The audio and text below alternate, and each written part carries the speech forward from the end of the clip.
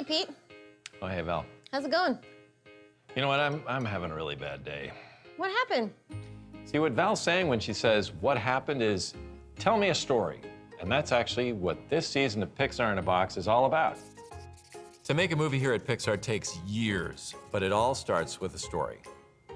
Humans have been telling stories since we could speak, probably even before. We tell stories around the campfire. We write plays, we write novels, short stories, we make movies, we take photographs, tweet to each other, the list goes on.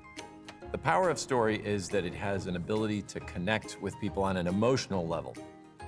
One of the things you hear all the time, this advice, is write what you know. Now, as a kid, I was like, I don't want to write about suburban Minnesota. That's boring. I want to write about explosions and monsters and car chases. Well, what that actually means is, yeah, go ahead and write about monsters and explosions and car chases, but put something into it that talks about your own life, how you feel. Do you feel scared? Do you feel alone? Something from your own life will make that story come alive and not just be a boring car chase. When I started directing Monsters Incorporated, the way I would pitch it is, it's about a monster who scares kids for a living. That's his job. He clocks in, he clocks out, he eats donuts and talks about union dues, and we thought that was a pretty funny idea. And sure enough, when I would tell it to people, they would smile. But when we told the story as a film, people started getting bored and restless, and they're like, I don't understand what this movie's about. Well, what I finally figured out was that it's actually not about a monster who scares kids. It's about a man becoming a father. And that was what was happening to me.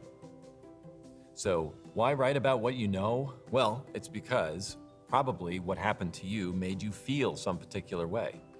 And what you're trying to do really when you tell a story is to get the audience to have that same feeling. One of the big revelations for me telling stories is how much work they are, really. I always thought you'd just tell the story once and it would be perfect, and geniuses like Walt Disney or Miyazaki, this brilliance comes out of their head once and there it is. Well, the truth is, our stories don't always come out exactly perfectly the first time, or the second time, or the third time, or the fourth time, up to the 30th time. And so you keep going again and again and again, and only after retelling the story many, many times does it really sparkle. This season of Pixar in a Box is about how we at Pixar tell our stories, in hopes that it will inspire you to tell yours. But seriously, what happened? Oh, so the first thing, I get to my desk, right? It's 8 o'clock in the morning.